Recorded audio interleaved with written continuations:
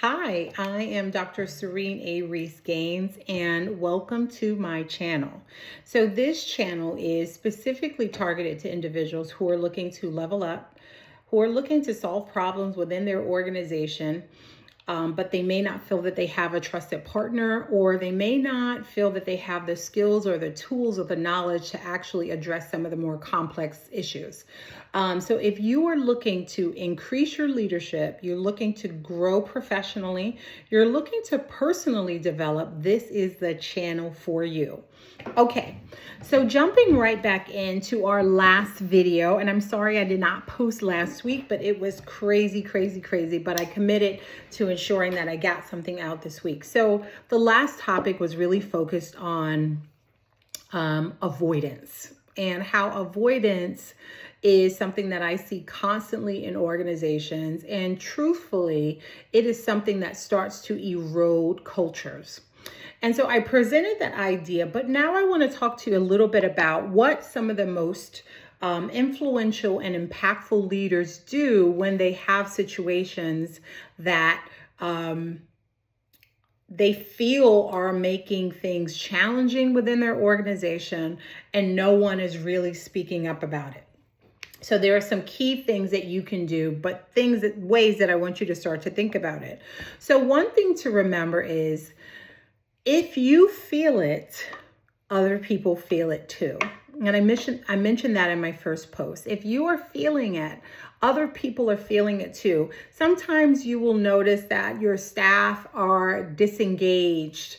There are some murmurings. You're not quite sure what's happening. But it's important to call a thing a thing. In many instances, your staff, your employees are uncomfortable about bringing some of these truths to the forefront, although everybody is feeling it. And so the first thing you can do as a leader, as I said, is call a thing a thing. If you see it, if you feel it, if you're experiencing it and observing it, then I want you to ask the question. Stay curious. Is there something going on? You should have one or two individuals on your team that you can confide in, that you can trust in, that will tell you the truth. You want to be able to throw it out there that you are open to having that conversation. Two, once it's kind of determined what is happening, you have to do a little more fact finding. The why. What I find is that a lot of organizations are looking for a quick fix. There is no such thing as a quick fix, friends. It takes a long time before a corporate culture is eroded. It is going to take equally some time in order to reverse that. First, you have to identify what has happened, right? Not a symptom, but the core.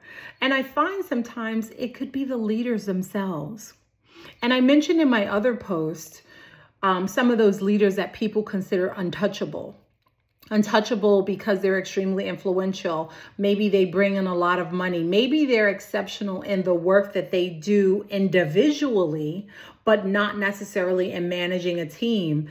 And so I urge you to not treat those individuals as if they're sacred. They should be responsible and accountable for positively contributing to the culture the same way everyone else is.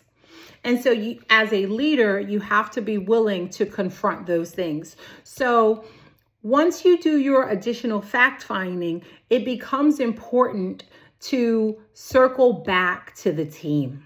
Here's what I heard. Does that feel right? And then you begin your action plan. You don't need to know what to do immediately, but it's important for you to say, hey, I heard you. I'm working on it, but then also commit to circling back when you have a plan.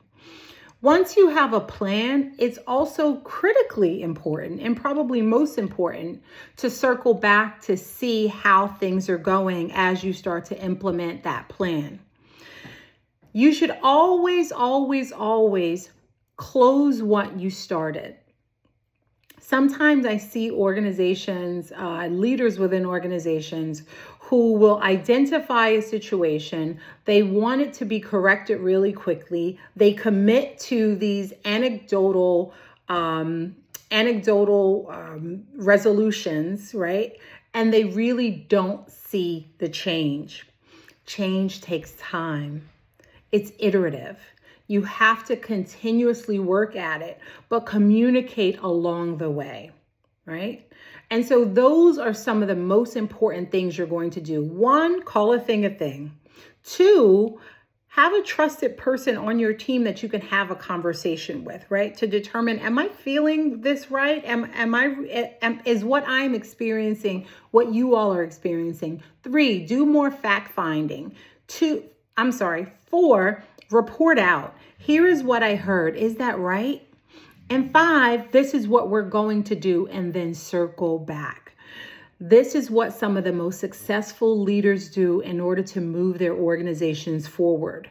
It doesn't have to be perfect, but it should be addressed, and it should be communicated, and it should be followed up on. If this is helpful for you, tune in next week while we continue this conversation, a little different, but along the same lines.